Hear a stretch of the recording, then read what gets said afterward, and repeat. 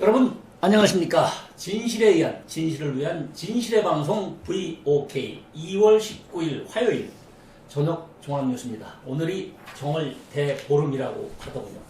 자, 오늘은 시청자 여러분께 아주 귀한 출연자 한 분을 모시고 방송을 진행하게 돼서 저도 영광스럽고 다행으로 생각합니다. KBS 공영노조 성창경 위원장께서 나오셨습니다. 안녕하십니까? 예, 안녕하십니까? 언제 봐도 참 핸섬하고. 아유, 그렇습 자, 먼저 간추린 뉴스를 먼저 전해드리겠습니다. 오늘 첫 소식은 3.1운동 관련입니다. 3.1운동을 알린 첫 외신 보도가 중국의 차이나 프레스지였다라고 동아일보가 단독 보도했습니다. 1919년 3월 한반도 전역을 만세의 울림으로 물들게 한 3.1운동 소식을 해외 언론사 가운데 가장 먼저 보도한 중국 영자일간지 차이나 프레스지의 1919년 3월 4일자 일면 지면에 보도되었다라고 동아일보가 확인 보도했습니다. 한시준 단국대 사학과 교수는 중국 상하이 시립도서관 문서보관소에서 소장 중인 1919년 차이나 프레스의 원본 사진을 18일 본보에 공개했습니다. 한 교수는 첫 보도가 나온 1919년 3월 4일 보도를 포함해 8일자, 11일자, 15일자 등 3.1운동 소식을 보도한 차이나 프레스의 나흘치 신문 원문을 지난해 12월 상하이 시립도서관에서 찾았다라고 밝히고 있습니다. 3월 4일과 8일 조직된 운동의 결과로 나타난 한국의 봉기라는 제목으로 보도가 이어졌으며 이후 북화첩보와 중국 국민당 기관지 민국일보 등 중국의 대다수 언론들이 이 보도 행렬에 합류했다라고 밝히고 있습니다. 다음 소식입니다. 이완구 전 국무총리가 19일 자유한국당 일부 의원의 5.18 소신 발언과 관련해 문재인 대통령까지 나서서 심하게 말할 일은 아니다라고 말한 것으로 국내 언론이 보도하고 있습니다. 다음 소식입니다. 잠깐만요. 좀 전에 그 카메라 잠겨서 나갔잖아요. 네? 화면 나갔어요 지금? 나오시나? 근데 왜 지금 열려요 이게? 자, 시청자 여러분, 지금 카메라 작동에 문제가 있어서 제가 잠시 확인 중이었습니다. 카메라가 피곤해서 먹어요. 예. 됐죠, 그죠? 네, 이완구 전 국무총리가 19일 자유한국당 일부 의원의 5.18 소신 발언 관련해서 문재인 대통령까지 나서서 심하게 말할 일은 아니다라고 말한 것으로 다수의 복수의 국내 언론이 전하고 있습니다. 이 전 총리는 이날 오전 CBS 라디오에 출연해 정당 차원에서 관련 단체나 역사학자들이 할 얘기라며 이같이 말했습니다. 이 전 총리가 지적한 것은 지난 18일 한국당 일부 의원들의 5.18 발언과 관련해서 국회 스스로 부끄러워해야 할 자기 부정이라고 말한 부분이라고 설명하면서 이 전 총리는 더불어민주당에서 이 문제를 너무 키우는 것 같은 생각을 지울 수 없다라고 덧붙였습니다. 다음 소식입니다. 소방당국은 오늘 오전 7시 10분쯤 대구 중구 포정동 한 사우나 4층 남탕에서 원인을 알 수 없는 화재가 발생했다고 밝혔습니다. 이 화재는 건물 3층에 있는 여탕까지 순식간에 연기가 번지면서 사우나 손님 등 54명이 연기를 흡입해 병원으로 옮겨져 60대로 추정되는 사망자 2명은 현장에서 숨진 채 발견됐다고 전했습니다. 현재 부상자 중 1명은 온몸에 화상을 입어 중상인 상태이지만 나머지 부상자는 단순 연기 흡입으로 생명에는 지장이 없는 것으로 알려졌습니다. 다음 뉴스입니다. 부동산 투기 의혹을 받는 손혜원 의원에 대해서 검찰 수사 자료 확보를 위해 압수수색에 나섰다라고 전하고 있습니다. 서울 남부지검 형사1부 김영일 부장은 19일 오전 9시부터 대전 서구에 있는 문화재청 전라남도 목구시청에 수사관들을 보내 관련 기록을 확보하고 있다라고 밝히고 있습니다. 검찰 관계자는 문화재청과 목구시청의 자료들은 임의 제출을 받을 수 없어서 영장의 형식을 빌려 자료를 확보한 것이라며 어떤 자료가 있는지 직접 분석해 향후 수사에 참고할 것이라고 밝혔습니다. 다음 소식은 JTBC 손석희 사장 관련입니다. JTBC 손석희 대표이사와 프리랜서 기자 김모 씨의 쌍방 고소 고발 관련해서 JTBC 관계자 등을 참고인으로 불러 조사할 전망이라는 소식입니다. 서울 마포경찰서는 손 대표와 프리랜서 기자 등 당사자 외에도 수사에 필요하다고 볼 수 있는 관련자들을 모두 조사할 것이라고 19일 밝혔습니다. 경찰은 지난 16일 19시간에 걸쳐 손 대표를 조사한 것으로 이미 보도된 바가 있습니다. 경찰 관계자는 참고인을 현재 단계에서 특정할 수는 없다고 밝히면서 출석 일자를 조율 중이라고 전했습니다. 다음 뉴스는 참 어처구니 없는 넌센스 주제입니다. 여성가족 걸그룹 외모를 규제한다는 넌센스입니다. 여성가족부가 최근 각 방송사와 프로그램 제작사에 배포한 성평등 프로그램 제작 안내서에 대하여 시민들과 여론의 문매를 맞고 있습니다. 예를 들어서 방송에 마른 몸매, 하얀 피부 등 비슷한 외모의 출연자가 과도한 비율로 출연하지 않도록 한다는 가이드라인을 제시했기 때문입니다. 연예인의 외모, 시청자의 취향 등 지극히 프라이버시 영역까지 국가가 개입 통제하려는 발상이 과연 누구를 위한 것인지 위험스럽고 의아하다는 반응입니다. 문제가 된 부분은 음악방송 출연자들의 외모 해일성이 심각하다. 비슷한 외모의 출연자가 과도한 비율로 출연하지 않도록 해야 한다. 상황에 맞지 않는 지나친 화장, 노출 혹은 밀착 이상 신체 노출을 하지 않는다 등입니다. 당장 과거 군세 독재 시대 두발 단속, 스커트 단속과 뭐가 다르냐? 왜 외모에 대해서 여가부 기준으로 단속하나? 외모에 객관적인 기준이 있느냐? 진선미 여가부 장관은 여자 전두환이냐? 라는 등의 시민들 또는 네티즌들의 볼멘 소리가 분출하고 있습니다. 이게 강제성 없는 가이드라인이라 해서 그냥 넘어갈 문제는 아니라는 것이죠. 바로 제 옆자리에 성창경 위원장이 나와 있는데 우리 성창경 위원장의 견해가 어떤 건지 여러분께 들려드리겠습니다. 어떻게 네. 생각하십니까? 네. 네, 뭐 앞에 기사에서 다 말씀을 하셨기 때문에 네. 따로 제가 설명을 드리기는 뭐합니다만 어쨌든 이 정부가 모든 것을 통제하려고 하고 있다. 개인의 네. 자유 영역에 속하는 부분까지. 네. 얼마 전에 인터넷에서 이른바 HTTPS를 규제한다고 해서 말하자면 성인 뭐 사이트에 대한 규제를 한다고 했고요. 예. 이어서 여가부에서 일반 텔레비전 방송에 출연하는 출연자의 외모까지 규제를 한다고 하는 것은 글쎄요 21세기 참 첨단 시대에 예. 아주 오래된 그 과거 잣대로 지금 이 정부가 규제를 하고 있는 것이 아닌가 하는 생각이 듭니다. 모든 것은 정권에서 통제를 하면 된다고 하는 이 생각, 규제를 하면 된다고 하는 생각. 글쎄요, 우리가 지금 21세기 이 자유스러운 글로벌 시대에 사는 건지 아니면 그 과거 아주 왕정 시대에 사는 건지 참 착각할 정도의 모든 것을 정부 마음대로 하려는 이런 상황이 아닌가 이렇게 생각이 되어 있습니다. 아, 그렇군요. 네. 그러면 이런 정치 얽힌 이 여성가족부 과거로 회귀하는 듯한 느낌도 있고요. 네. 그 장관은 여성가족부 장관은 진선미 장관 여성인데 이분은 사실 개인적으로는 저하고 서울대 법학대학원에서 같이 공부한 경력이 있습니다. 네. 그때 당시는 모든 사고가 상당히 합리적이었다라는 게 제 기억인데 자, 이거 여성가족부 장관한테 어떤 그 잣대를 제시하면 좋을까요? 우리 언론에서 고언을 한다면. 진선미 장관은 예. 기본적으로 이제 더불어민주당 국회의원 출신으로서 그렇죠. 국회의원 중에서도 아주 진보 성향의 그렇습니다. 그런 국회의원이라고 알려졌는데 네. 사실 이 여가부 장관이 되고 난 이후에 이분의 네. 행보를 보면 글쎄요 전체 문재인 정권의 어떤 그 틀에서 벗어나지 못하는 네.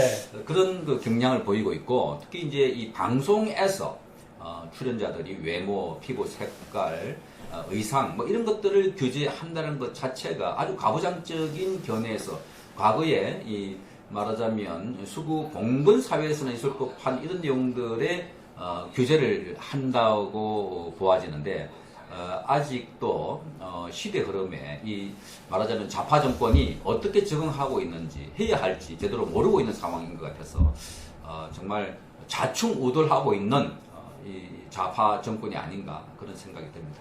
역시 그 KBS 기자들은 참 과거 우리 성창경 위원장 시대 기자들은 상당히 그 선발이 잘 됐다 이런 생각이 듭니다. 요즘에도 그렇게 선발을 잘 합니까? 그 언론사마다 네. 뭐 사람을 잘못 뽑아서가 아니라 네. 이게 지금 추세가 정책이 이 바람이 네. 이런 그 좌파 성향의 바람이 불고 있다. 저도 이해가 안 되는 것이 지금 기자 생활 32년째입니다만은 네.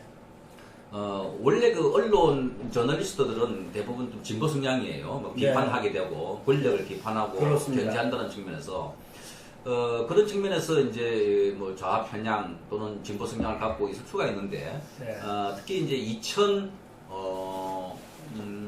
몇 년도인가요? 그 노무현 대통령과 2003년도죠. 그리고 그 앞에 1998년도인가요? 7년도 네. 그 김대중 정권 이 네. 10년 사이에 언론사들의 이 좌편향 경향이 아주 심각하게 진행됐다. 네. 그렇게 봐지고 예. 그 이후에 이제 이런 언론사에 말하자면 네. 좌파 성향의 기자, PD들이 대거 들어오게 되는데 그 시제에는 주로 그런 인물들 뽑았겠죠. 예. 특히 그 노무현 정권 시절에 KBS의 사장의 경우 정현주 사장이었는데 네.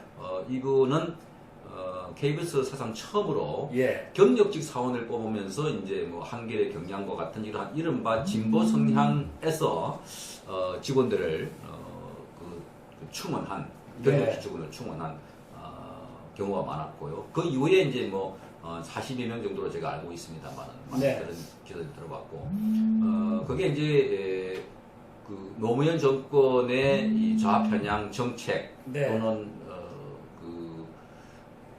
정현주 사장의 그런 경향성과 더불어서 그 당시에 이제 좌편향적인 노조는 그때 당시는 출범을 하지 않았습니다만 민주노총 산하의 언론 노조의 전신이라고 할 수 있는 뭐 사원행동 네. 이런 것들도 그 이후에 나왔습니다만 네. 어쨌든 그런 바람이 어우러져서 언론계에 이 좌편향 바람이 많이 네. 불었었고 이런 경향이 오늘날 언론사에 이 좌파 성향의 기자, PD, 언론인들이 대거 네. 양산이 되었습니다. 특히 잘 아시다시피 민주노총 산하에 있는 언론 노조가 있지 않습니까? 이 예. 언론 노조에 소속되어 있는 언론사가 예. 2016년 기준으로 무려 131개사가 됩니다.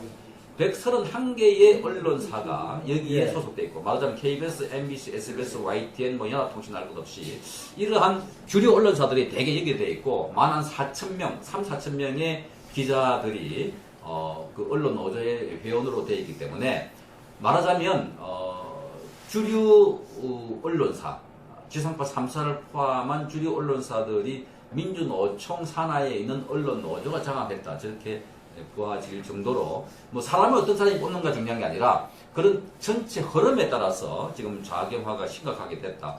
그게 나타났던 것이 뭐 광우병 보도였고요. 또 문창극 그 전 총리 후보자 낙마 사태 예. 친일 발언 낙마 상태. 네네. 그리고 세월호 악마의 편집으로 그렇게 했죠. 예, 세월호 보도와 그다음에 박근혜 전 대통령 탄핵 보도에서 나타났던 왜곡, 네. 편파 뭐 이런 선동적인 보도 형태가 지금 대한민국을 지배하고 있다. 예. 지금 우리 뉴스가 크게 지금 그 되고 있는 5.18 관련된 발언도 그때 당시의 수준에 버금가는 네. 선정적이고 왜곡된 일방적인 보도를 양산하고 있다. 그러니까 5.18 관련된 발언에 대해서는 막무가내식으로 뭐 망언이라고 규정을 하고 그 보도 양과 그다음 방향이 균형을 차오던 게 아니라 한 진영에서 주장하는 내용들, 한 정파에서 주장하는 내용들을 그대로 담고 있는 것이 아닌가 이렇게 네. 보고 있습니다. 우리 성창경 위원장께서 그 KBS 고용노조 위원장으로서 정말 그 방송계에 어떤 게 문제인가를 아주 천착한다라고 표현하죠. 꿰뚫어 페네트레이션 했습니다. 자, 국내 정치로 돌아와서 조금 전에 발언을 하셨지만은 5.18 관련 발언으로 연일 정치권이 시끄럽지 않습니까? 네네. 여당과 시민단체 등 이른바 촛불 세력의 자유한국당 공격이 굉장히 거세지고 있습니다. 그런데 언론들도 현재 집권 세력이 편에서 보도하고 있는 그런 행태를 보이고 있어요. 어떻게 보시나요?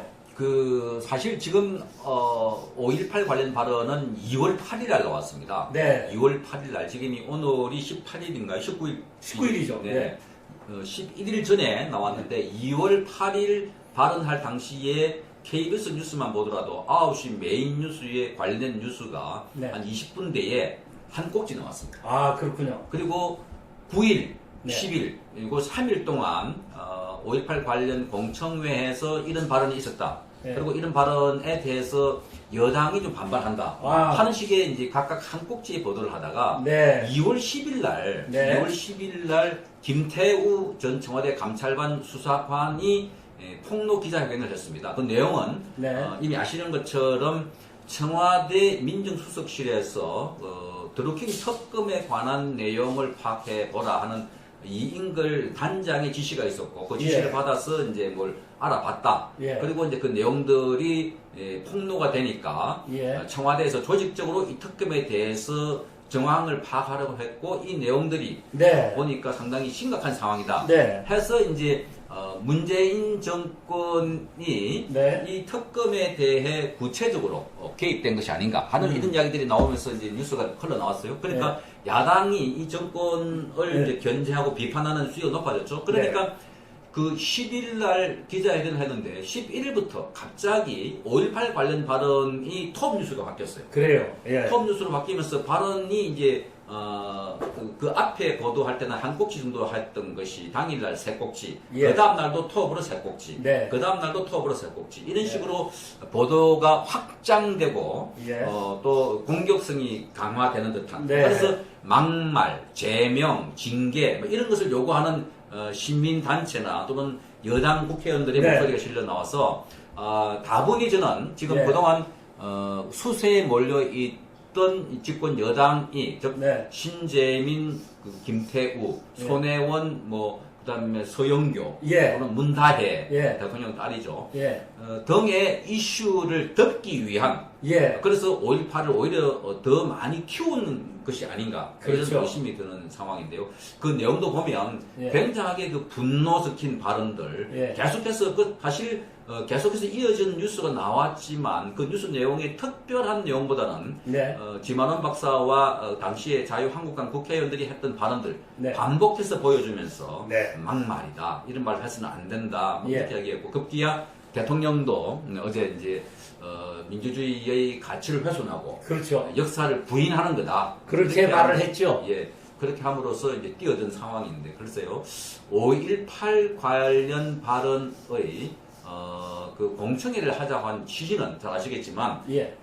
이번에 그 5.18 특별법을 만들어서 다시 추진하고 있는 것도 북한군이 개입된지 여부를 조사하는 그렇죠. 내용이 들어가 있습니다. 그 안에. 네. 그러니까 북한군이 개입했다고 계속해서 주장해 왔으니까 예. 이 부분도 한번 공개적으로 검증을 해보자 하는 차원에서 이야기를 했는데 북한군이 개입됐고 지만원 박사가 다소 과장되게 혹은 격하게 발언한 부분도 없잖아 있다고 보는데 네. 어쨌든 그런 부분들을 공청회를 통해서 우리가 살펴보고 또 그 공청회라는 틀을 통해서 수렴해보자는 취지였는데 다소 부적절한 발언이 있다고 해서 제명을 해라는 거. 그리고 네. 바로 자유한국당이 이어서 이종명 그 의원을 네. 윤리위원회에서 제명하기로 결의한 부분이라든지요. 이런 것들을 보면 정말 일사불란하게 네. 정치권이 언론과 더불어서 예. 한쪽에 바람몰이 하듯이 예. 이 여론의 방향을 끌고 가니까 정치권과 시민단체들이 가세해서 지금 5.18을 지나치게 확대 재생산함으로 해서 원래 이 부분에 대한 취지를 무색해 하는 그렇습니다. 그런 여론이 형성되고 있지 않는가 네. 이렇게 봅니다. 그 예리한 언론인의 시각으로 아주 냉철한 분석을 해주셨는데요. 말씀하신 대로 그 문 대통령이 5.18에 대해서 리스판스한 걸에 대해서 이완구 앞에 간추님에서도 언급했지만 이완구 전 총리도 너무 나가는 것 같다. 네네. 이런 표현을 했지 않습니까? 네네. 그렇다면 지금 말씀하신 대로 이제 손혜원, 손석희 문제 이런 거를 다 이슈를 파묻기 위한 그 키우는 문제다. 너무 키우는 것 같다. 이렇게 말했죠. 이완구 전 총리도. 네네. 그렇다면은 다 그런 현실적인 손석희 문제나 이런 게 다 파묻혔는데 문다의 문제. 한국당 대표가 뽑는 연설이나 토론회도 바로 이런 프레임으로 보도하고 있는 거 아닙니까? 예, 지금 자유한국당 대표를 뽑기 위한 유세 토론회가 이어지고 있습니다. 그렇죠. 그저께 대구에서 열렸고요. 네. 오세훈 후보, 네. 그다음에 황교안 후보, 예. 김진태 후보 이 세 사람의 후보가 나와서 각축을 벌이고 있고 여러 명의 최고위원 후보들도 나오고 있습니다. 네. 그동안 이런 그 자유한국당의 유세나 토론에 대해서 그 보도를 하고 있지 않는 언론들이 어떤 보도를 하냐면 예. 자유한국당 후보들이 참석한 이런 그 지역 연설대회 또는 토론회에서 5.18 관련된 어떤 발언을 하나 네. 그걸 주목하고 있다가 5.18 관련된 발언을 뭐 할 경우에 네. 또는 그런 막말을 했다 하는 예. 식으로 보도를 하든가 예. 아니면 그 5.18 관련된 보도 관련해서 그 자유한국당의 나경원 대표나 김병준 비대위원장 등이 가서 이제 뭐 앞에 모두 발언을 한다거나 설명을 할 경우에 예. 어제는 김병준 위원장이 설명을 하고 뭐 하려 했더니 거기 참석한 그 당원들 가운데 김병준 네. 물러가라 뭐 등등 해서 5.18 관련한 징계 조치 등이 부당하다고 항의하는 사람들 네. 그런 뉴스만 골라서 이제 자유한국당 내부에도 예. 태극기가 점령했다. 아하. 한국당 당원들도 강성이 뭐 점령했다. 이런 식의 말하자면 태극기와 예. 5.18에 대해서 반대하는 여론 예. 이런 것들을 결부시켜서 예. 마치 5.18에 관한 그 발언을 하는 사람들은 굉장하게 골수우파, 예. 수구꼴통 또는 그 이상의 네. 잘못된 가치관을 갖고 있는 사람들이라는 프레임으로 예. 뉴스를 만들었어. 그렇습니다. 보는 사람으로 하여금 5.18 문제에 대해서 이의를 제기하거나 예. 그 의견을 다르게 내면 예. 이건 아주 시대 정신에 뒤떨어진 사람들이다 예. 하는 인식을 갖게 하는 뉴스가 나오는데요. 제가 그동안 예. 이게 이제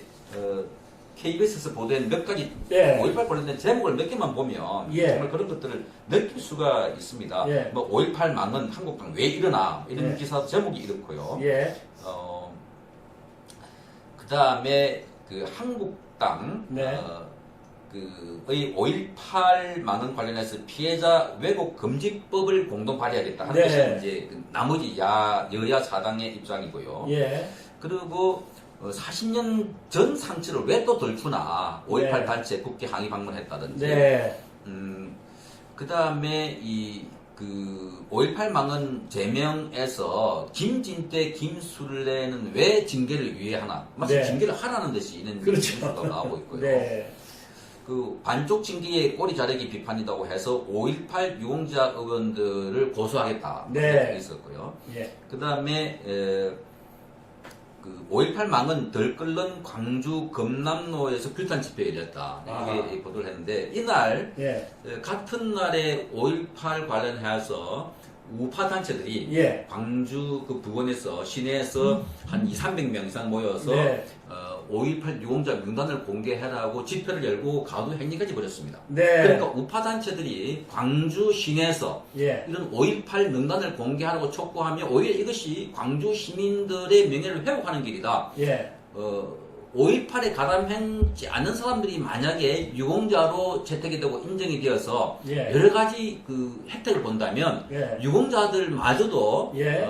불명예를 안게 되는 것이 아닌가. 오히려 명단을 깨끗하게 공개를 해서 네. 명예를 회복해라 하는 논의가 있었는데 이런 보도는 일치하지 않아요. 그러니까 5.18 관련해서 말하자면 더불어민주당 측의 입장이 실린 뉴스 네. 말하자면 자유한국당을 공격하거나 반대하는 뉴스에 대해서는 보도를 해주고 네. 그 반대쪽 입장에 있는 사람들이 광주를 찾아가서 또는 광주 그 지역 주민들이 5.18 명단을 공개해서 광주 시민들의 명예를 회복하자 하는 뉴스에 대해서는 일체 보도를 하지 않는 예. 뭐 이런 이야기가 있었고 그 다음에 그 어제 대통령이 5.18 망언에 첫 언급하면서 나라 근간을 무너뜨리는 자기 부정이다 뭐 이런 이야기를 하고 있습니다. 아까 그 이완구 전 총리 이야기도 했지만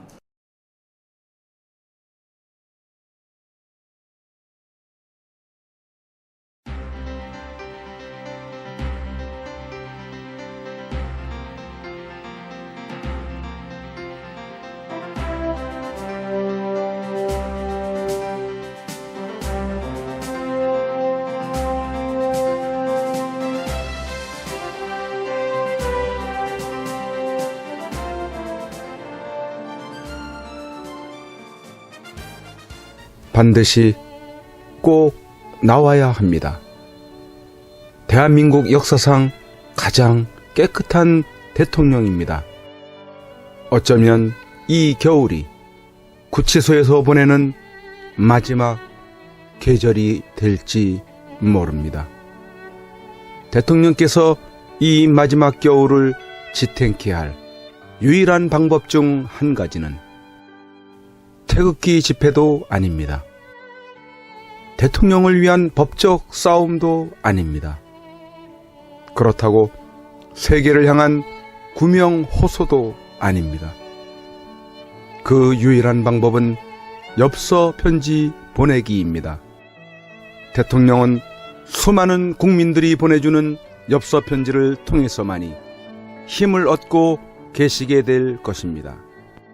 그 엽서 편지들은 대통령을 더욱 강하게 할, 그리고 국민을 위해서 자신이 살아남아야 한다는 이유들을 발견하실 것이기 때문입니다.